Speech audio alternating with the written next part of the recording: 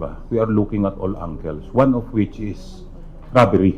Kaya inaano natin, there are some people, medyo smart na yung mga criminals natin ngayon.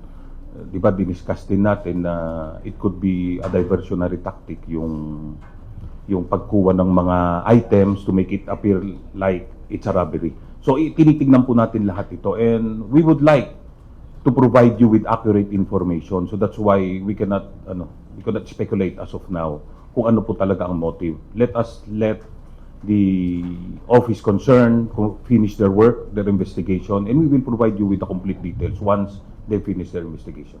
Yes, I was told. Again, this is a medical, di ba? But initial results point to the fact that she was not. I presume that is one of the main reasons why she was tagged as a person of interest in the first place. Kasi very, di ba?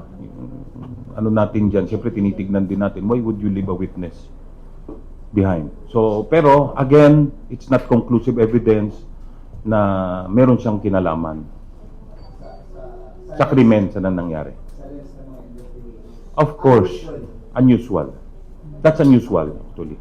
We do not want na, of course, baka ma-misquote na naman tayo.